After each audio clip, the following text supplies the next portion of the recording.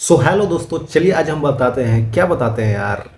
Work done by stretching a wire. Work done in stretching a wire. ठीक है, wire को अगर stretch कर रहे हैं, हम लोग खींच रहे हैं, तो उसमें कितना हम काम कर रहे हैं बच्चों। पीछे हमने क्या देखा था कि यही Young's modulus, bulk modulus, shear modulus, ये तीनों मॉडुलस हमने देख लिया था। तो इसके बाद क्या है ना कि ये वायर को अगर स्ट्रेच कर रहे हैं तो यहाँ पे लॉन्गिट्यूडनल स्ट्रेचिंग ही कर रहे हैं हम लोग।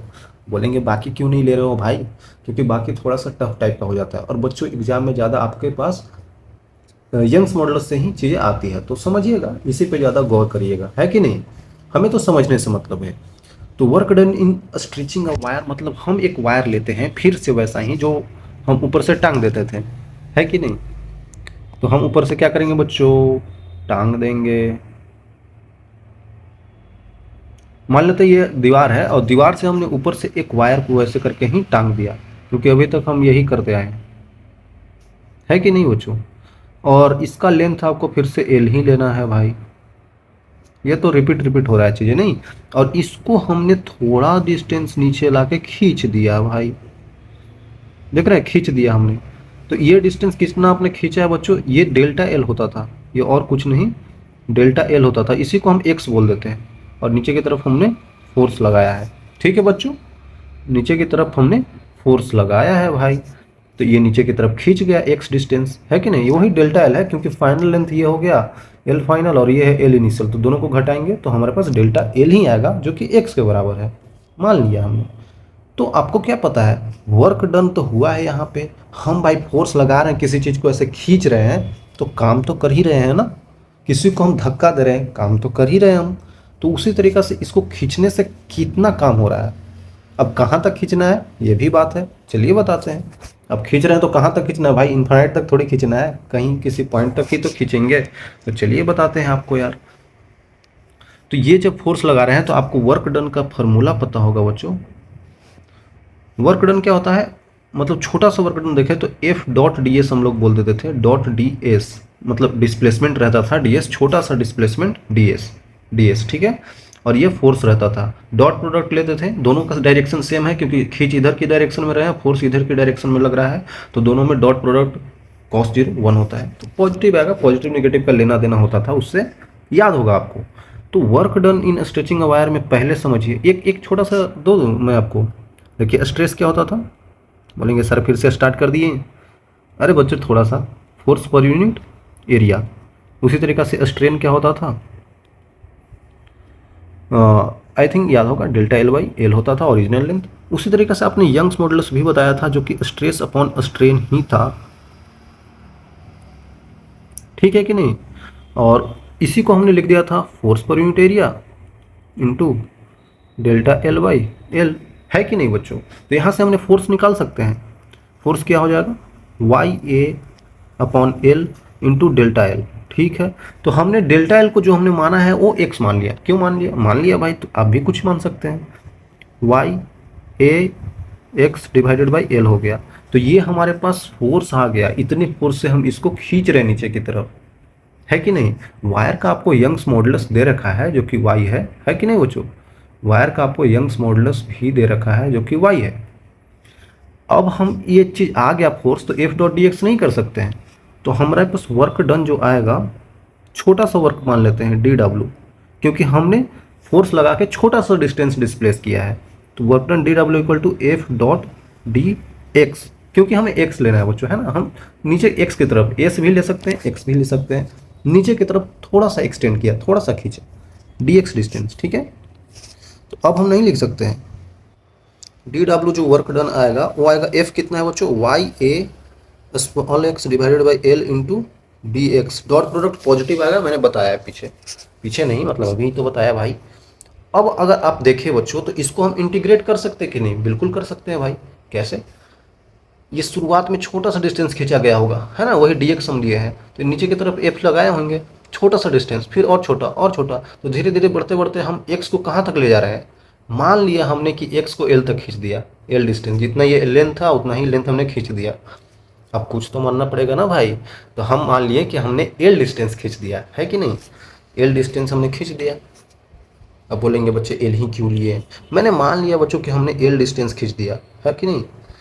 इंटीग्रेट करके हमने 0 से एल डिस्टेंस खींच दिया, तो ये कितना आ जाएगा, वर्क डन डब्ल्यू आ जाएगा, टोटल वर्क डन।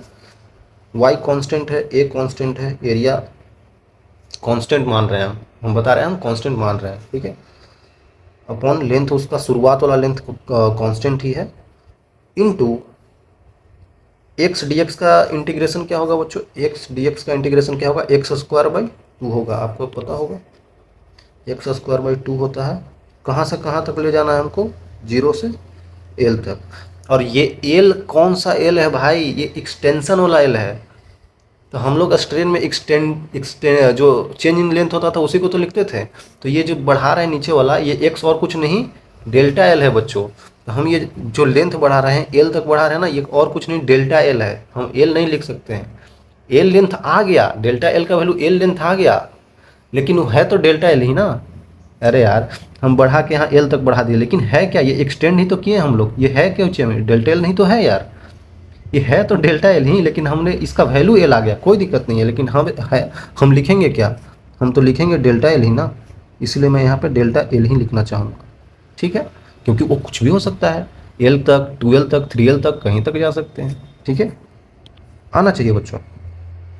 साफ साफ आपको पता चल रहा है कि आपने नहीं पहना है एल, और और यहाँ पे क्या आ जाएगा, डेल्टा एल का स्क्वायर, तो नीचे 2 इधर ला देता हूँ, डेल्टा एल का स्क्वायर, ठीक है।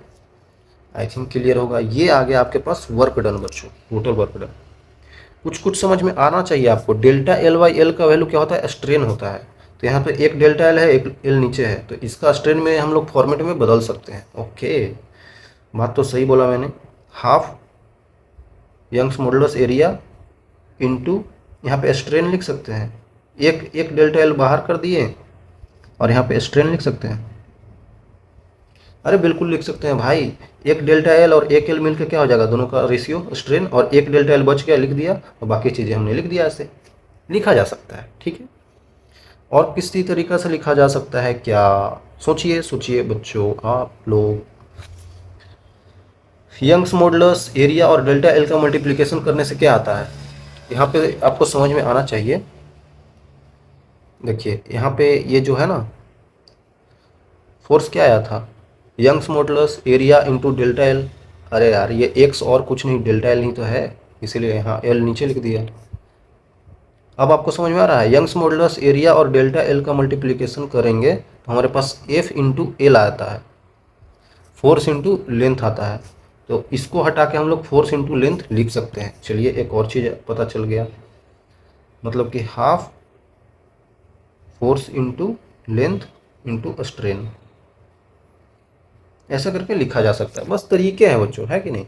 और आगे चलते हैं हम लोग, वर्क क्या है हमारे पास, और तरीका है निकालने का, ऐसा नहीं। Half F L strain, half F L into strain आ गया, ठीक है। आई थिंक क्लियर होगा, ठीक है। वर्कडन ऐसे आ गया, तो ये वर्कडन कैसे स्टोर होगा समझिएगा। This work done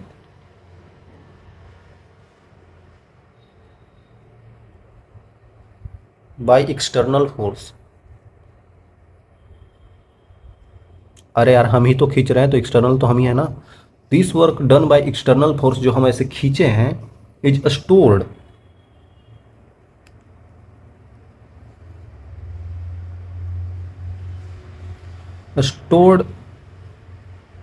in wire in form of, किसके फॉर्म में स्टोर होगा, पोटेंशियल एनर्जी। हाँ, वायर में स्टोर हो गया होगा भाई, जितना हमने इधर की तरफ खींचा है।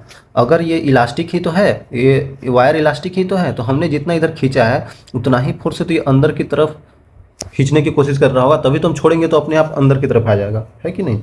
तो उतना ही फोर्स से अंदर की तरफ खींच रहा होगा, वही उसमें पोटेंशियल एनर्जी के फॉर्म में स्टोर भी हो जाएगा, ठीक है, कोई दिक्कत नहीं है। तो ये हम मान लेते हैं कि पोटेंशियल एनर्जी के फॉर्म में स्टोर हो गया, और बाकी एनर्जी कहीं पे यहाँ पे लॉस नहीं हो रहा है ना। बाकी कहीं पे लॉस तो हम नहीं देख रहे हैं कि हीट में ये वगैरह वगैरह कुछ लॉस तो नहीं हो रहा है, तो इसलिए हम डायरेक्टली बोल देते हैं कि यही एनर्जी जो है पोटेंशियल एनर्जी के फॉर्म में, यू के फॉर्म में स्टोर हो गया होगा, जो कि हाफ एफ एल स्ट्रेन बोल देते हैं, है ना बच्चों। चलिए कोई बात ना। और ये तो ठीक है, हमने ये चीज़ बता दिया ये होता है, ठीक है। लेकिन कहीं कहीं पे जो क्वेश्चन होता है उसमें कभी कभी बोल दिया जाता है कि बताइए आप energy stored per unit volume क्या होगा, ऐसा पूछा जाता है सवालों में। देखिए मैं क्या बता रहा हूँ, कहीं कहीं पे आपसे सवाल में पूछ दिया, ये तो एनर्जी है ठीक है, पूछ दिया कि energy stored per unit volume क्या है, तब आप क्या बताइएगा। तो बताने का तरीका है, आपके पास एनर्जी तो है ही, ठीक है, तो जो एनर्जी है उसको पर यूनिट वॉल्यूम मतलब वॉल्यूम कर दीजिए, वॉल्यूम से डिवाइड। तो क्या होगा यहाँ पे, half F L, half F L strain per unit volume मतलब वॉल्यूम नीचे आ जाएगा, सिंपल। ये दो है बच्चों, आया समझ में। तो पर यूनिट वॉल्यूम में वॉल्यूम से डिवाइड कर देंगे, तो क्या होगा, अब चीज़ें थोड़ी सी चेंज हो जाएगी। कैसे, ऐसे। यहाँ पे स्ट्रेस का भी टर्म आ जाएगा बच्चों। स्ट्रेस क्या होता है आपको पता है, स्ट्रेस क्या होता है, फोर्स पर यूनिट एरिया होता है। आपको पता है वॉल्यूम क्या होता है, लेंथ ब्रेथ हाइट, ठीक है पता है। लेंथ ब्रेथ को गुना करते हैं तो एरिया आता है इंटू हाइट, मतलब एरिया इंटू हाइट जो उसका होगा। यहाँ पे वायर है, तो वायर में यहाँ पे क्रॉस सेक्शनल एरिया तो यही है ना बच्चों, इसका क्रॉस सेक्शनल एरिया तो यही है। तो क्रॉस सेक्शनल एरिया ले लेंगे, और जहाँ पे ले रहे हैं यहाँ पे ले रहे थे यहाँ पे, और यहाँ से ये पूरा हाइट ले लेंगे, तो हाइट क्या है, लेंथ रहता है। तो उसी तरीके से मतलब एरिया इंटू हाइट करते हैं तो वॉल्यूम मिल जाता है। यहाँ पे हाइट क्या है, वो लेंथ है, तो लेंथ ले लेंगे, सिंपल सी बात है। तो आपको समझ में आ गया होगा यहाँ पे बच्चों क्या मैं बोल रहा हूँ, half force into length divided volume क्या होता है, area into length into strain. ठीक है, यहाँ से फिर से एनर्जी पर यूनिट वॉल्यूम जो आ रहा है आपके पास वो क्या आएगा, एल एल तो कट जाएगा भाई। उसी तरीक़ा से यहाँ पे फोर्स पर यूनिट एरिया हो जाएगा स्ट्रेस। अब आया समझ में। तो यहाँ पे हम लिख सकते हैं हाफ स्ट्रेस इंटू स्ट्रेन। ठीक है, तो यहाँ पे कभी कभी बोल दिया जाता है कि क्या होता है, तो हाफ स्ट्रेस इंटू स्ट्रेन होता है एनर्जी पर यूनिट वॉल्यूम। और भी आपको तरीके पते होंगे। और क्या होता है, यंग्स मॉडुलस क्या होता है बच्चों, यहाँ पे स्ट्रेस अपॉन स्ट्रेन होता है कि नहीं। तो आप चाहें तो आप यहाँ पे चीज़ों को स्ट्रेस के फॉर्म में स्ट्रेन के फॉर्म में लिख सकते हैं। कैसे, फिर से एनर्जी पर यूनिट वॉल्यूम क्या लिख सकते हैं, यहाँ पे आपको क्या करना है, स्ट्रेस को हटाना है, तो स्ट्रेस की जगह पे क्या लिख देंगे, यंग्स मॉडुलस इंटू स्ट्रेन। ठीक है, तो क्या हो जाएगा, half of Young's modulus into strain का स्क्वायर हो जाएगा, है कि नहीं बच्चों। उसी तरीके से आप चाहें तो हाफ इंटू, अगर आप स्ट्रेन को हटाना चाहते हैं तो स्ट्रेन इधर ले आएंगे, तो स्ट्रेस अपॉन यंग्स मॉडुलस हो जाएगा, तो स्ट्रेस का स्क्वायर हो जाएगा यहाँ पे, तो हाफ स्ट्रेस का square divided by Young's modulus हो जाएगा। तो ये चीज़ें भी सही है, ये चीज़ें भी सही है, ये चीज़ें भी सही है। किसी भी तरीके से किसी भी फॉर्मेट में हम लिख सकते हैं भाई, कोई दिक्कत नहीं है। तो एनर्जी पर यूनिट वॉल्यूम ये होता है, क्लियर होना चाहिए। चलिए ये तरीका ठीक है, ऐसे आना चाहिए कि हम यहाँ पे एक्सटेंड कहाँ तक कर रहे थे, डेल्टा एल का वैल्यू एल तक कर रहे थे, है कि नहीं, एल तक कर रहे थे। ये डेल्टा एल का वैल्यू हम कहीं तक एक्सटेंड कर सकते हैं, 2L 3L L, half L. हम इसीलिए हम डायरेक्ट ये लिए, हम ये सब नहीं लिए, इसमें कोई भी केस हो सकता है। तो डेल्टा एल का वैल्यू आप रखिए जो है, और आंसर पार लीजिए, है कि नहीं, आंसर ले लीजिए यहाँ पे, है कि नहीं बच्चों। आई थिंक क्लियर होगा यार। चलिए सही है, अगर क्लियर है तो सही है। आगे फिर चलते हैं हम लोग, एक और तरीके से समझते हैं। बहुत आसान सा तरीका मैं बता रहा हूँ, बहुत आसान सा तरीका मैं बता रहा हूँ, याद रखिएगा बच्चों, याद याद होगा आपको, रखिएगा मत, याद तो होगा ही। एक केस हम लोग लेते थे जब स्प्रिंग होता था, स्प्रिंग होता था, याद है आपको। और स्प्रिंग ऐसे होता था, इसी को हम लोग क्या करते थे, एक्सटेंड कर देते थे, खींच देते थे। तो खींचने के बाद यहाँ तक ये खींचा जा जाता था, ठीक है। शुरुआत में इसका लेंथ आपको दे रखा है,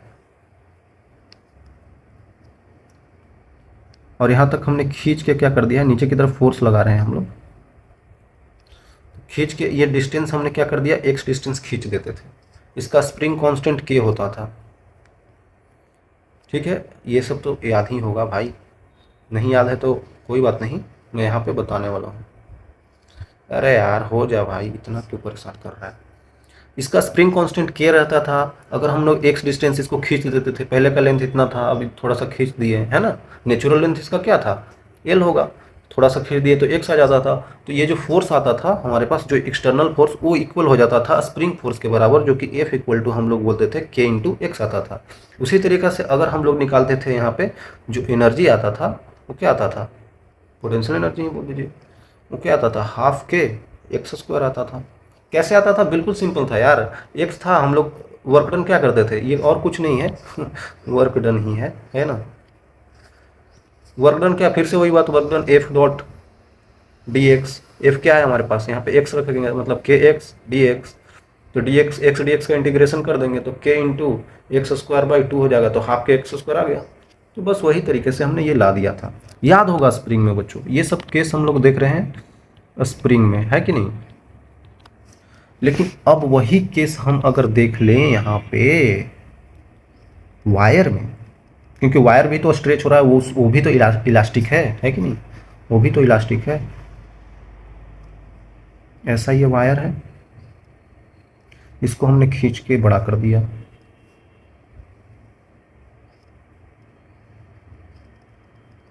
वही इसका लेंथ एल था यहाँ से यहाँ तक शुरुआत में, और हमने लेंथ यहाँ पे डेल्टा एल बढ़ा दिया, मतलब कि एक्स डिस्टेंस नीचे इसको खींच दिया फोर्स लगा के, सिमिलर। तो चीज़ें सिमिलरिटी यहाँ पे हो रही है, समझिएगा। यहाँ पे ये क्या है, वायर है, यहाँ पे जो हम लोग फोर्स लगा के इधर की तरफ खींचते हैं वो क्या होता है, यंग्स मॉडुलस, है कि नहीं। यंग्स मॉडुलस होता है वाई ए, अरे यार मैं भूल गया बच्चों, मैं फिर से लिखूंगा, Young's modulus equal to force पर यूनिट एरिया। आप भी भूलते हैं कि नहीं, आप बताइएगा। एक्स यहाँ और एल यहाँ होता था, तो यहाँ से फोर्स हमारे पास क्या आ जा रहा था, Y A by L into X आ रहा था, है कि नहीं, यही तो आ रहा था भाई। तो यहाँ पे इसको ऐसे हम कर सकते हैं, पीछे ही देखा हमने कि यहाँ पे वर्क डन क्या आ रहा था पीछे, हाफ इंटू इसका स्क्वायर हो जा रहा था ना, Y A by L into X square.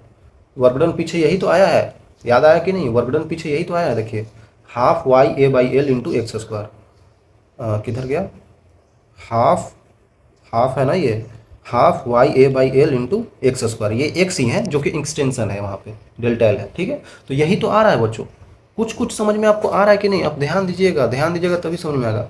F equal to ये इंटू एक्स मतलब के एक्स, तो के का वैल्यू समझ रहे हैं, ये हो सकता है। उसी तरीका से वर्क डन स्प्रिंग में होता था हाफ के एक्स स्क्वायर, तो के का वैल्यू देख रहे हैं, ये हो रहा है, और एक्स स्क्वायर और हाफ ऐसे ही है। मतलब कि भाई कुछ कुछ चीज़ें यहाँ पे सिमिलरिटी दिख रहा है हमको दोनों में। जिस तरीका से इसका स्प्रिंग कांस्टेंट के है, उसी तरीका से इसका फोर्स कांस्टेंट के है। उसी तरीका से फोर्स कांस्टेंट मैंने बताया था, फोर्स कांस्टेंट क्या होता है, के का वैल्यू मैंने पीछे बताया था, जो फोर्स लगाते हैं यूनिट एक्सटेंशन के लिए, है कि नहीं, एक यूनिट एक्सटेंशन के लिए जो हम फोर्स लगाते हैं वो के होता है। और जो हमने बताया था फोर्स होता है, जो सॉरी के होता है फोर्स कांस्टेंट, और फोर्स पर यूनिट लेंथ होता है एक्स होता है, ठीक है। तो यहाँ पे एफ इक्वल टू के एक्स आ गया था। अब आपको पता होगा जो हम लोग पढ़े थे, एफ इक्वल टू क्या आया था हमारे पास, एफ एल अपॉन ए इंटू एक्स। तो यहाँ पे देख सकते हैं, यहाँ पे एफ अपॉन एक्स का वैल्यू क्या है, एफ अपॉन एक्स का वैल्यू क्या है बच्चों, सॉरी ये वाई था, यंग्स मॉडुलस वाई ए, याद आपको आना चाहिए, अपॉन एल, ठीक है। तो यहाँ से साफ साफ आपको पता चल रहा है कि के का वैल्यू कुछ और नहीं होता है, वाई ए अपॉन एल ही होता है, ये ध्यान दीजिएगा, ये इंपॉर्टेंट है बच्चों, है ना। के का वैल्यू कुछ और नहीं वाई ए बाई एल होता है। के क्या है, फोर्स कांस्टेंट, यहाँ पे के क्या है, स्प्रिंग कांस्टेंट, समझिएगा, स्प्रिंग कांस्टेंट। मैं क्यों इतना बता रहा हूँ,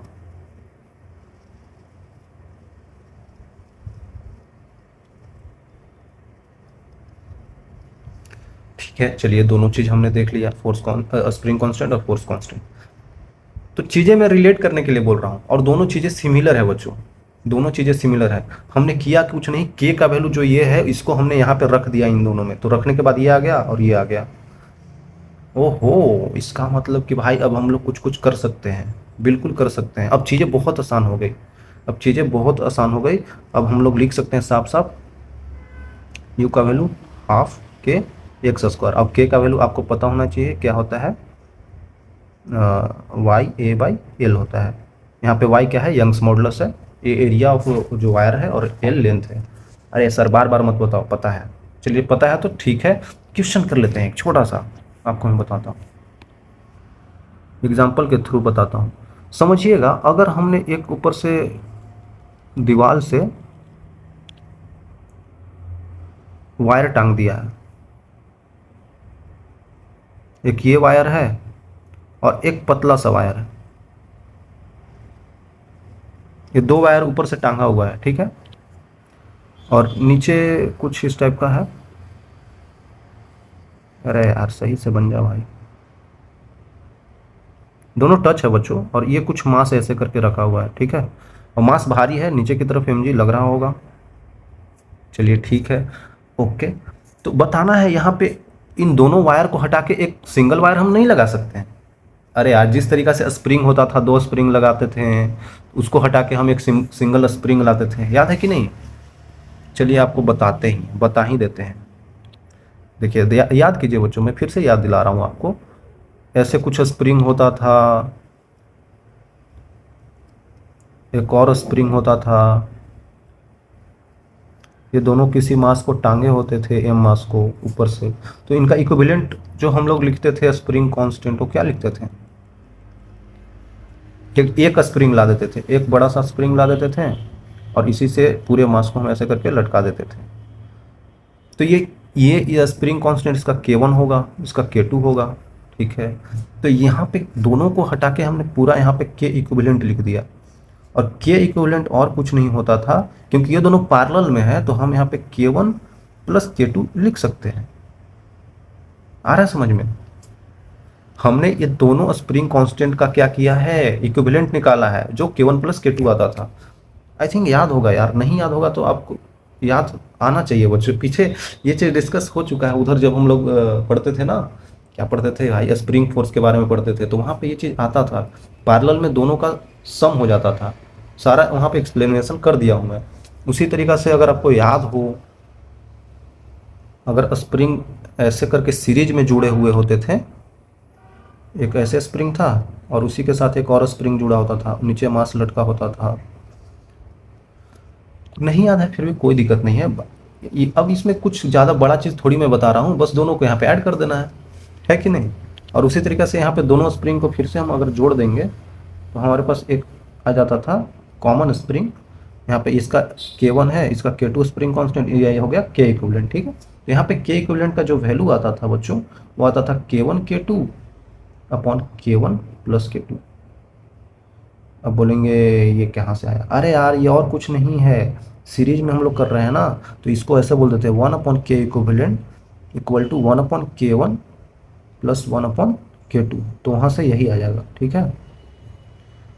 ये दो स्प्रिंग था, हो सकता है तीसरा भी हो, तो यहाँ पे फिर से 1/K3 का एडिशन कर देंगे, लेकिन ये डायरेक्टली नहीं लिखेंगे भाई, यहाँ से ऐसे आता है, इसके बाद ये आता है कि नहीं। ये मैं यहाँ पे थोड़ा सा गलत लिखूँ, इसके बाद ये आता है, ठीक है। जितना रहेगा 1/, में कर देंगे, और यहाँ पे और भी रहेगा स्प्रिंग, तो यहाँ पे और प्लस K3 कर देंगे। आ गया समझ में, आना चाहिए भाई। ये टेढ़ा लाइन क्यों बनता है तो से, चलिए ठीक है, आ गया समझ में, तो इसको करिए भाई। इसका आपको यंग्स मॉडुलस y1 दे दिया है, इसका यंग्स मॉडुलस y2 दे दिया है, दोनों का लेंथ बराबर दिख रहा है हमको, इसका एरिया A1 है, इसका एरिया A2 है। बताइए ना बच्चों, बताइए। फिर से इन दोनों को हम लोग हटा के एक वायर में कन्वर्ट कर सकते हैं, एक प्रॉपर वायर यहाँ पे अब हम ला सकते हैं, मोटा सा वायर, और इससे हम लोग ऐसे करके मास m को रख सकते हैं। अब इन दोनों को हटा के जो हमने लिखा है यहाँ पे, वो क्या आया होगा, इसका फोर्स कांस्टेंट K है, K1 है, इसका फोर्स कांस्टेंट K2 है, वायर का। बता रखा हूँ मैं पीछे कि फोर्स कांस्टेंट क्या होता है, फिर से याद कीजिए बच्चों, YA/L होता है, ठीक है। चलिए कोई बात नहीं, हम याद दिला दिए आपको। तो यहाँ पे ये क्या हो जाएगा, के इक्विवेलेंट हो जाएगा, तो बिल्कुल स्प्रिंग की तरह काम करेगा। ठीक है, क्यों करेगा स्प्रिंग की तरह, क्योंकि पीछे पूरा बिहेवियर हमने वही देखा है कि नहीं, पूरा बिहेवियर हमने वही देखा। ठीक है, स्प्रिंग की तरह काम करेगा, तो के इक्विवेलेंट यहाँ पे क्या हो जाएगा बच्चों, दोनों पैरेलल में है तो K1 प्लस K2, मतलब कि क्या, पहले का Y1, यंग्स मॉडुलस, दोनों वायर अगर सेम है ना बच्चों, अगर दोनों वायर का मटेरियल सेम है तो हम Y1 ही ले लेते हैं। क्यों हम ऐसा करें, है ना, Y ही ले लेते हैं दोनों का। क्यों किया पता चला, क्योंकि मटेरियल सेम है दोनों वायर का, है ना, वो कुछ दोनों, ये कॉपर का तो भी कॉपर का, अगर एक सोने का है तो एक चांदी का नहीं है, दोनों सेम मटेरियल का है, इसीलिए अलग होगा तो आप Y1 Y2 ले लीजिए, कोई दिक्कत नहीं है यार, है कि नहीं बच्चों। तो Y एरिया है A1 अपॉन उसका लेंथ L ही है, प्लस इसका क्या है बच्चों, YA2 divided by length L है, दोनों का लेंथ सेम दिया था इसीलिए हमने ले लिया। तो यहाँ से आपको के इक्विवेलेंट का वैल्यू पता चल गया है कि नहीं। के इक्विवेलेंट चलने से हुआ क्या, हमारे पास हुआ क्या, हमें निकालना क्या था। आपको अगर के इक्विवेलेंट पता चल गया तो आप यहाँ पे एनर्जी निकाल सकते हैं। यू का वैल्यू वो होता है हाफ के एक्स स्क्वायर, जो एक्सटेंशन होता है इन दोनों से के वजह से कुछ एक्सटेंशन हुआ होगा जो हम एक्स लिए हैं, ठीक है, पीछे बताया। तो यहाँ पे के इक्विवेलेंट ही रखा जाता है, तो हाफ के इक्विवेलेंट कितना है बच्चों, आप देख सकते हैं कॉमन है, y अपॉन एल कॉमन है, इंटू A1 प्लस A2 कर देंगे, है कि नहीं, A1 प्लस A2 कर देंगे इंटू एक्स का स्क्वायर, तो हमारे पास u टोटल आ गया, है कि नहीं। इसमें काम आता है, ये निकालने में होगा, क्वेश्चन आएगा तो कर लेंगे ऐसे, है कि नहीं। इसी तरीके से अगर आपको कहीं पे दोनों ऐसे वायर दे दिया होता, तो ऐसे दिया होता तो इनका कैसे निकालते हैं, ऐसे निकालते हैं, क्लियर होना चाहिए, है कि नहीं। देखिए थर्मल स्ट्रेस छोटा सा टॉपिक, ये भी आप समझ लीजिए। थर्मल मतलब कि टेम्परेचर का कुछ चीज आएगा, तो टेम्परेचर आने से होता क्या है, अगर भाई मेरे पास कोई वायर है, ये कोई वायर है, इसका लेंथ L है, ठीक है, अगर इसमें हम लोग नीचे से आग लगा दिए तो टेम्परेचर बढ़ा दिए, लोहा होता है ना, लोहा को पीट पीट कर लोग बड़ा कर देते हैं, उसमें गर्म करने के बाद ही पीट पीट कर बड़ा करते हैं। तो अगर हमने इसका टेम्परेचर बढ़ा दिया, इस वायर में नीचे आग लगा दिया, तो ऑब्वियसली इसका लेंथ बढ़ेगा भाई। क्या बोलते हैं आप लोग, लेंथ नहीं बढ़ेगा, बढ़ना चाहिए यार, लेंथ बढ़ेगा, लेंथ बढ़ेगा तो इसका एरिया कम हो जाएगा। चलिए इतना तो समझ में आ गया। अगर हमने टेम्परेचर कम कर दिया, ठंडा बर्फ में जमा दिया, तो उसका लेंथ धीरे धीरे घट सकता है और एरिया धीरे धीरे उसका बढ़ सकता है। ये चीज़ें हो सकती है बच्चों, समझिएगा, टेम्परेचर चेंज करने से ऐसा हो सकता है। थर्मल स्ट्रेस मतलब कि टेम्परेचर चेंज।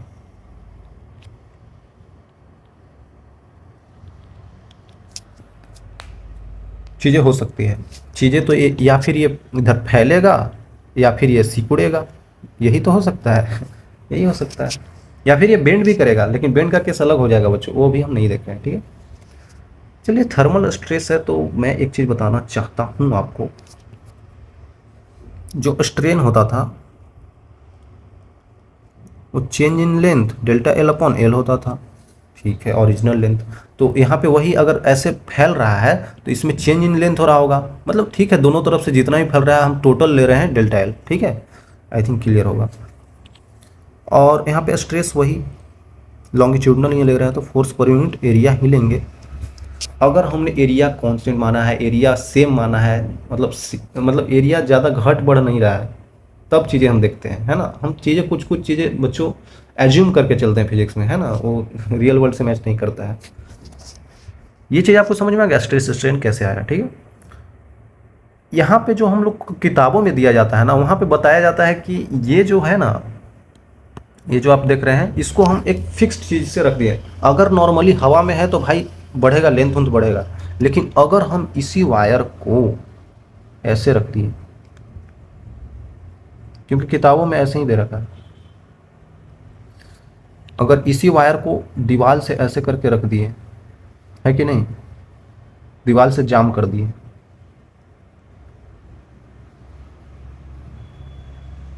है ना बच्चों, दोनों तरफ से दीवार है, अब नीचे से हम आग लगा दिए, तो भाई इसका लेंथ तो बढ़ना चाहेगा, लेकिन ये बढ़ नहीं पाएगा क्योंकि इधर से रुका हुआ है, इधर से फिक्स्ड है, फिक्स्ड किया गया है ना, ये फिक्स्ड है, ये फिक्स्ड किया गया है, रोकने के लिए ही वो लगाया हुआ है। तो अब क्या होगा, इसमें स्ट्रेन तो नहीं हो पा रहा है, स्ट्रेन मतलब कि लेंथ का बढ़ोतरी या घटोतरी नहीं हो पा रहा है, तो होगा क्या, स्ट्रेस जनरेट होगा। भाई अगर कोई भागना चाह रहा है, कोई धक्का देके भाग रहा है, हम उसको रोक रहे हैं, तो आप पे स्ट्रेस लगाएगा, है कि नहीं। वही है, ये बढ़ना चाह रहा है और आप इसको बढ़ने ही नहीं दे रहे हैं, ये बढ़ना चाह रहा है, इसको आप बढ़ने ही नहीं दे रहे हैं, तो ये और गुस्सा होकर और स्ट्रेस लगाएगा ना। इसका लेंथ बढ़ना चाह रहा है, आप नहीं बढ़ने दे रहे हैं, तो ये स्ट्रेस लगाएगा, स्ट्रेन नहीं लगाएगा, क्योंकि आपने फिक्स कर दिया, लेंथ हो तो नहीं बढ़ पाएगा। ठीक है भाई, चलिए कोई बात नहीं। आपको एक चीज़ मैं बता दूं, अगर टेम्परेचर इंक्रीज होता है, टेम्परेचर इंक्रीज होता है तो डेल्टा टी का वैल्यू पॉजिटिव आएगा, है कि नहीं। अगर टेम्परेचर हमने डिक्रीज किया है तो डेल्टा टी का वैल्यू क्या आएगा बच्चों, नेगेटिव आएगा। इसमें दिक्कत नहीं है ना। अरे यार, टेम्परेचर बढ़ गया मतलब कि फाइनल डेल्टा टी मतलब T final temperature minus initial temperature, तो बढ़ा है मतलब कि फाइनल टेम्परेचर ज़्यादा है और इनिशियल कम है तो पॉजिटिव आएगा। टेम्परेचर घटा है मतलब कि final minus initial, final temperature क्या हुआ है, कम हुआ है। फाइनल टेम्परेचर कम ही तो हुआ है क्योंकि टेम्परेचर हमने घटा दिया, तो छोटा माइनस बड़ा करेंगे तो नेगेटिव आएगा। ठीक है, क्लियर होना चाहिए। ओके, तो हमने क्या किया, यहाँ पे टेम्परेचर बढ़ाया है, यहाँ पे टेम्परेचर बच्चों हमने इंक्रीज कर दिया। चलिए भाई, होगा क्या, स्ट्रेस जनरेट होगा, यहाँ पे स्ट्रेस होगा। इसका एरिया मान लेते हैं ना, ये एरिया, एरिया ए है, ठीक है।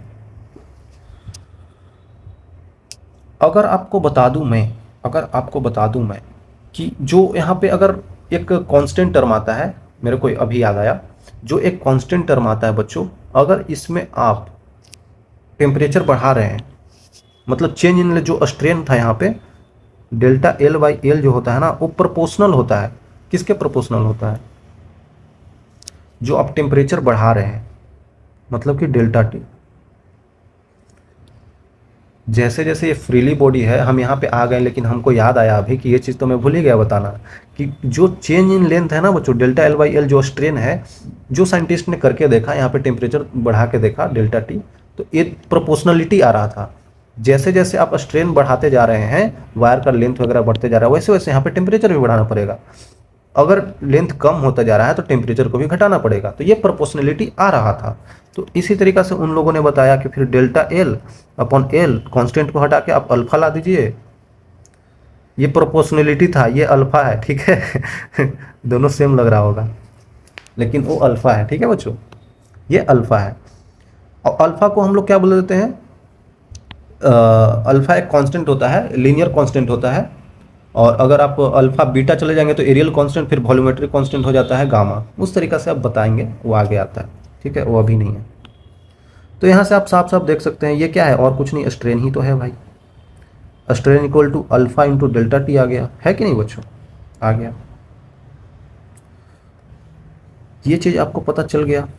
हमने यहाँ पे क्या किया था, टेम्परेचर को बढ़ाया था, मतलब स्ट्रेस तो आया ही था, स्ट्रेन नहीं हो रहा था, तो वो होता है फोर्स पर यूनिट एरिया। आपको पता होगा जो इसका यंग्स मॉडुलस कुछ तो होगा, वाई का वैल्यू, तो यहाँ पे वाई का वैल्यू क्या होगा, इसका फोर्स पर unit area into delta L by L, और कुछ नहीं, डेल्टा एल बाई एल और कुछ नहीं, स्ट्रेन ही तो है।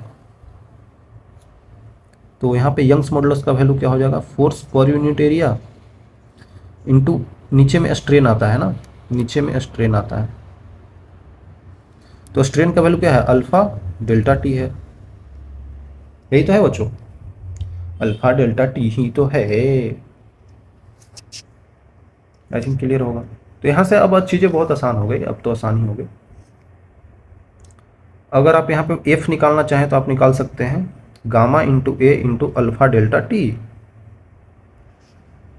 यहाँ से हमने फोर्स निकाल लिया, जो फोर्स ये अप्लाई कर रहा होगा, ये बढ़ने की कोशिश कर रहा है तो बढ़ने नहीं दे रहा है, तो ये इस पे फोर्स इधर अप्लाई कर रहा होगा, और दीवार इस पे अप्लाई कर रहा होगा, ये वायर इस पे अप्लाई कर रहा होगा फोर्स, और दीवार इस पे अप्लाई कर रहा होगा। तो ये जो फोर्स होगा, यही हमने निकाल दिया कि इतना फोर्स अप्लाई हो रहा होगा, ठीक है। थर्मल कांस्टेंट होता है,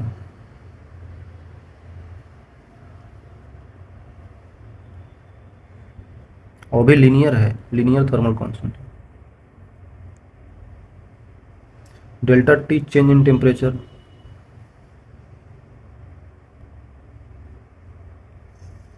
यंग्स मॉडुलस पता ही होगा।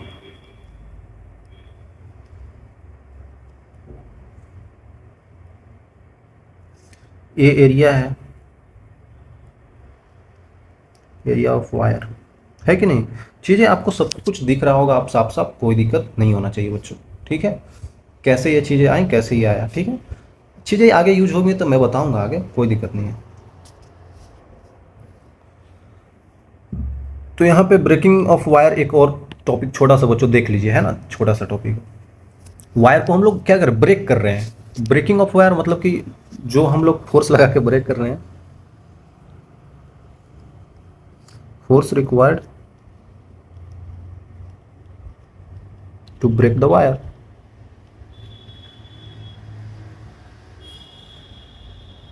अरे यार, वायर को ब्रेक जैसे होता है ना, अगर मान लेते एक रस्सी पे हम 80 किलो का वजन डाल सकते हैं, एक वायर पे हम 80 किलो का वजन डाल सकते हैं, लेकिन अगर हम उस पर 100 किलो का वजन डाल दें तो टूट जाएगा, है कि नहीं। तो वही ब्रेकिंग ऑफ वायर है।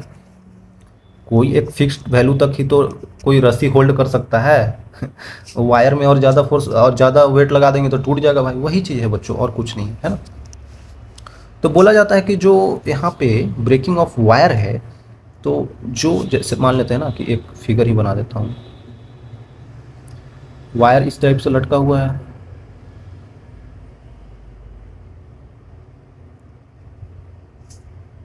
नीचे हमने क्या किया है, एक बड़ा सा मास लटका दिया है। इसका वही यंग्स मॉडुलस वाई है, लेंथ एल है। अगर ये नीचे की तरफ फोर्स एफ लगा रहा है, तो ये जो फोर्स एफ लगा रहा है ये डायरेक्टली प्रोपोर्शनल है इसके एरिया ऑफ क्रॉस सेक्शन पे। और एफ क्या है बच्चों, ब्रेकिंग फोर्स है। एफ क्या है, ब्रेकिंग फोर्स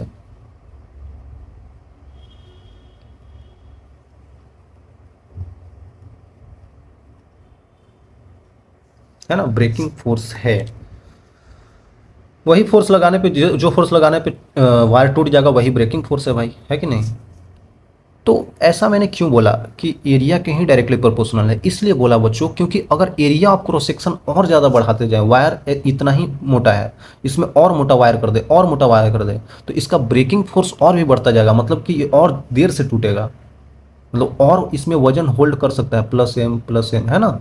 जब इसका एरिया बढ़ाते जाएंगे तो भाई ये वायर मोटा होता जाएगा ना, तो मोटा होता जाएगा तो और ज़्यादा वजन होल्ड करेगा, तो ब्रेकिंग फोर्स और ज़्यादा बढ़ जाएगा, इसीलिए प्रोपोर्शनल होता है ये।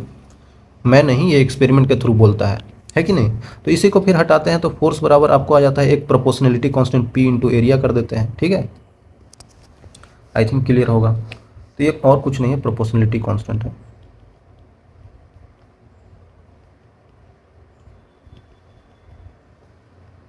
ये और कुछ नहीं बच्चों, प्रोपोर्शनलिटी कांस्टेंट ही है, ठीक है। चलो भाई ठीक है। अब अगर हम देखें तो ये ब्रेकिंग फोर्स है, तो आपको एक चीज़ और बता देता हूँ। अगर हमको लिखना है ब्रेकिंग स्ट्रेस, ब्रेकिंग स्ट्रेस लिखना है, तो ब्रेकिंग स्ट्रेस क्या होता है, तो भाई वही ब्रेकिंग फोर्स कर दीजिए, ब्रेकिंग फोर्स कर दीजिए अपॉन लेंथ कर दीजिए, है ना। Oh sorry, area, area of cross section. ये जो एरिया ऑफ क्रॉस सेक्शन होगा ये इतना बड़ा थोड़ी है, इतना बड़ा है, ये एरिया ऑफ क्रॉस सेक्शन है। आई थिंक क्लियर होगा भाई। ठीक है, तो हम आप सोच रहे होंगे कि यार ये लेंथ के प्रोपोर्शनलिटी में क्यों नहीं आ रहा है, मतलब ये जो ब्रेकिंग फोर्स है ना बच्चों, ये जो ब्रेकिंग फोर्स आया है ये इसके डायमेंशन पे डिपेंड ही नहीं करता है, डायमेंशन पे डिपेंड ही नहीं करता है। लेंथ उंथ बढ़ा दीजिएगा उससे कुछ फर्क नहीं पड़ेगा। क्यों नहीं पड़ेगा, मैं इसलिए बता रहा हूँ क्यों नहीं फर्क पड़ेगा।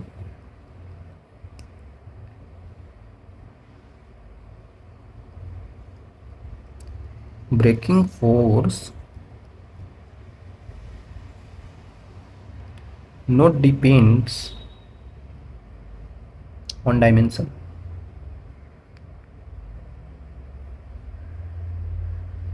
ऑफ वायर, वायर के डायमेंशन पे कोई भी डिपेंडेंसी नहीं है इसका। क्यों? क्योंकि समझिए ना, अगर आपने इसका लेंथ क्या किया भाई, लेंथ काट के छोटा कर दिया या फिर लेंथ बढ़ा दिया, तो लेंथ बढ़ा दिया लेकिन एरिया तो वही है। इसको काट दिया, 3 पार्ट में काट दिया, ऐसे सॉरी 4 पार्ट में काट दिया, ऐसे देख रहे हैं 4 पार्ट में, एक ये एक ये एक ये एक ये, तो इसमें जाकर इसको इसको लटका दीजिए यहाँ पे, या फिर इसको यहाँ पे बांध दीजिए और इसमें जाकर लटका दीजिए, तो वायरवा तो वही है, रस्सी तो वही है, उसका यंग्स मॉडुलस चेंज नहीं हो रहा है, तो यंग्स मॉडुलस तो वही है। तो आप उस रस्सी को छोटा या बड़ा कर सकते हैं, लेंथ में कोई भी चेंज करेंगे तो भाई उतना ही इसका ब्रेकिंग फोर्स रहेगा, उसमें कोई अंतर नहीं आएगा। आई थिंक क्लियर होगा, क्लियर होना चाहिए बच्चों, है कि नहीं?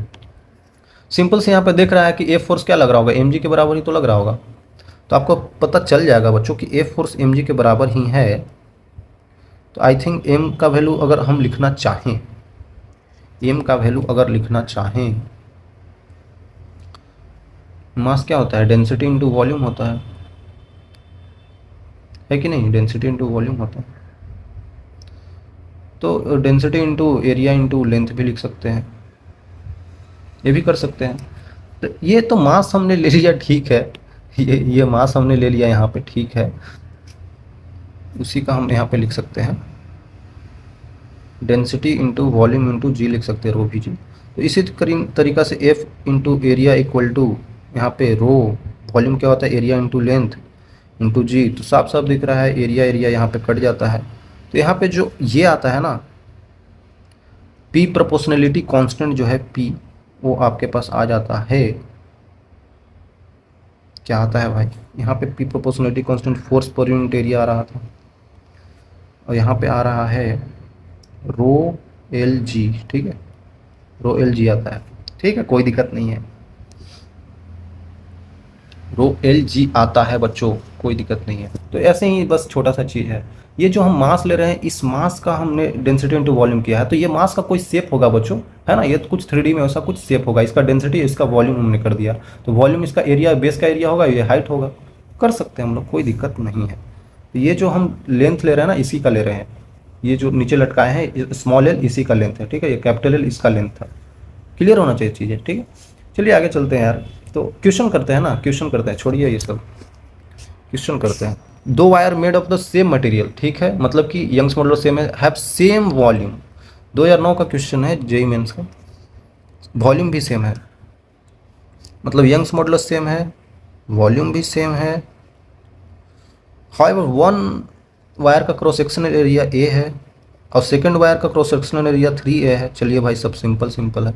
Length of wire 1 is इंक्रीजेड by delta x, force F लगाने से, फोर्स एफ लगा रहे हैं तो डेल्टा एक्स एक्सटेंड हो रहा है, और इसमें कितना फोर्स लगाना पड़ेगा, एफ डैश का वैल्यू क्या होगा, ताकि ये सेम अमाउंट, मतलब फिर से ये डेल्टा एक्स से ही खींच जाए, तो अलग अलग फोर्स लगाना होगा क्योंकि इसका एरिया चेंज हो चुका है। तो मैं आपको बताना चाहता हूँ बच्चों कि जो फोर्स होता है वो क्या होता था, क्या होता था, अच्छा यंग्स मॉडुलस लिख लीजिए ऐसे, यंग्स मॉडुलस फोर्स पर unit area into delta L by L. तो साफ साफ आपको पता चल रहा होगा, एफ का वैल्यू जो होता है गामा ए डेल्टा एल अपॉन एल, ठीक है। अगर हम गामा सेम है, अरे यार गामा, ये गामा सेम है बच्चों, है ना, ये गामा यहाँ भी सेम, एरिया एरिया ए यहाँ पे था, यहाँ पे 3a हो गया, कोई बात नहीं। अगर यहाँ पे हम फोर्स एफ डैश लिखना चाहें तो गामा इंटू एरिया 3a हो गया, इंटू डेल्टा एल हमें नहीं पता है, अच्छा डेल्टा एल तो एल ही है, दोनों जगह सेम किया है, अपॉन ए लेंथ कितना हो रहा है, यहाँ पे नीचे का लेंथ कितना हो रहा है, फोर्स एफ सब ठीक है, लेंथ में चेंज हो रहा है क्योंकि वॉल्यूम सेम है, वॉल्यूम यहाँ भी सेम है, तो वॉल्यूम क्या होता है समझिएगा, वॉल्यूम अगर एल डायरेक्ट दोनों जगह एल लिख देंगे तो गलत हो जाएगा भाई, एल पे जिक्र भी नहीं किया है, एरिया इंटू लेंथ होता है, ठीक है। तो यहाँ पे वॉल्यूम और एरिया दे रखा है, मतलब वॉल्यूम भी एरिया है तो लेंथ एल, ठीक है। अब यहाँ पे देख लेते हैं, यहाँ पे वॉल्यूम भी है, एरिया 3a है, तो लेंथ को क्या होना पड़ेगा, लेंथ को l/3 होना पड़ेगा। अरे यार वॉल्यूम यहाँ भी सेम, मतलब इसको l/3 करेंगे तभी तो सेम रहेगा, एक कट के, तो ये खुद से लिखा है हमने, तो यहाँ पे लेंथ कितना हो गया, इसका मतलब l/3। तो अब साफ समझ में आ रहा होगा, ये फोर्स का वैल्यू एफ है, ए से कर, ये 3 ऊपर मल्टीप्लाई होगा तो बाकी सब चीज़ें वैसे ही रहेगा, 3 तिया 9 आ जाएगा, तो 9 टाइम्स ऑफ एफ आ जाएगा, एफ डैश का वैल्यू। तो इसका आंसर जो हो जाएगा ये हो जाएगा। सिंपल है यार, चीज़ें सिंपल है।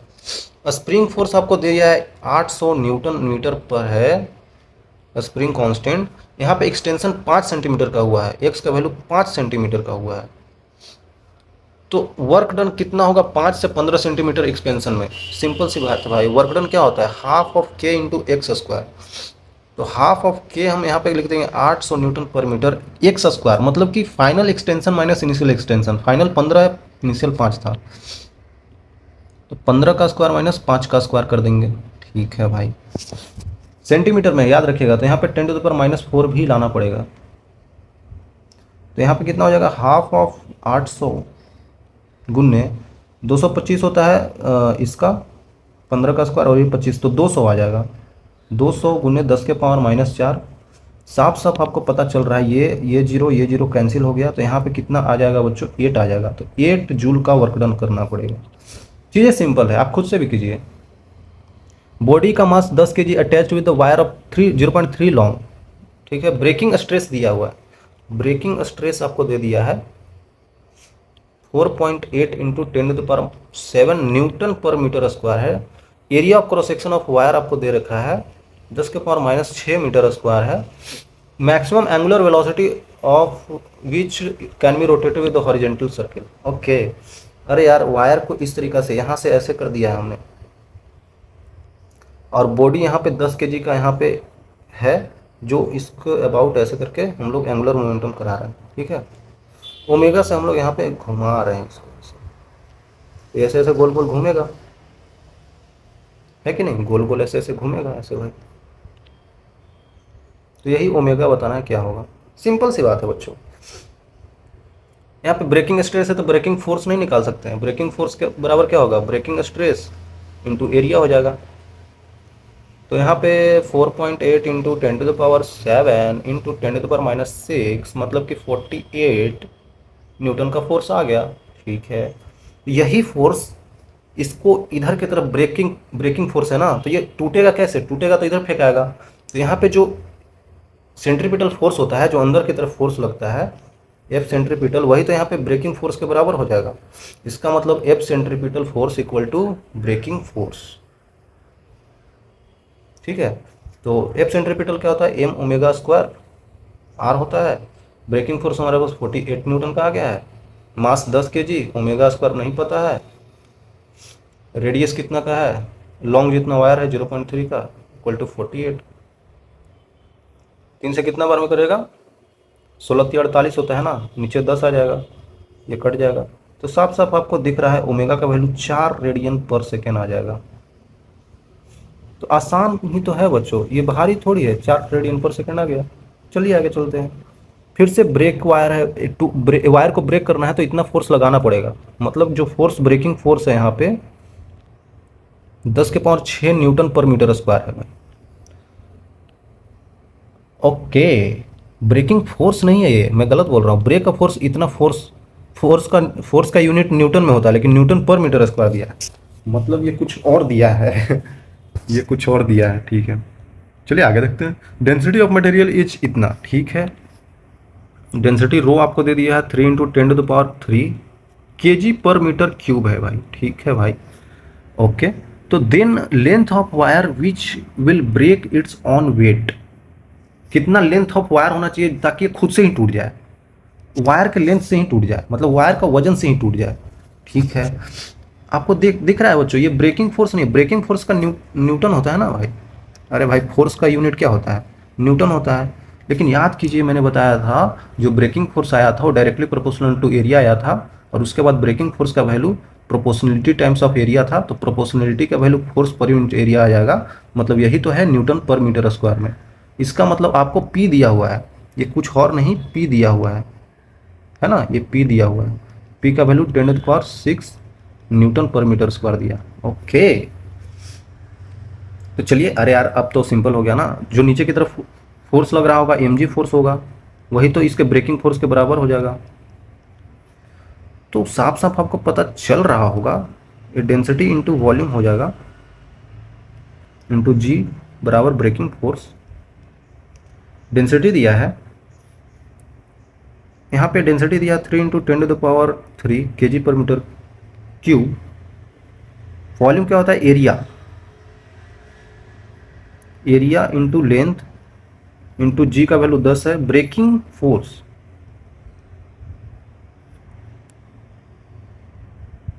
और कुछ नहीं, ब्रेकिंग फोर्स पर यूनिट एरिया ही तो था, ठीक है। तो साफ साफ आपको पता चल रहा है बच्चों 3 × 10⁻⁴ into L into equal to breaking force, नीचे इसको एरिया को ला दिए तो ये आ गया ना, ये वैल्यू आपको दिया हुआ है, ये वैल्यू कितना 10⁻⁶। साफ साफ दिख रहा है कि बच्चों कट रहा है, 10⁻⁶, 10⁻⁴, मतलब 10⁻², मतलब कि एल का वैल्यू आ रहा है 100/3, लगभग लगभग 33.33 आता है। तो इसका लगभग आंसर किसके नज़दीक है, इसी के नज़दीक तो है, तो ये आंसर हम लिख देंगे। सिंपल है यार, चीज़ें आसान है बच्चों। तो यहाँ यहीं तक था हमारा सवाल, कोई दिक्कत नहीं है, चीज़ें आसान है, करेंगे आपसे तो होगा, है कि नहीं, चीज़ें आसान है, करेंगे तो होगा। सीखिए चीज़ों को, हो सकता है भारी लगे, हो सकता है टफ लगे यार, लेकिन करना तो पड़ेगा यार बच्चों, है ना, सब लोग कर रहे हैं, चीज़ें धीरे धीरे सब आसान हो जाएगी। मिलेंगे आगे, तब तक के लिए ओके बाय।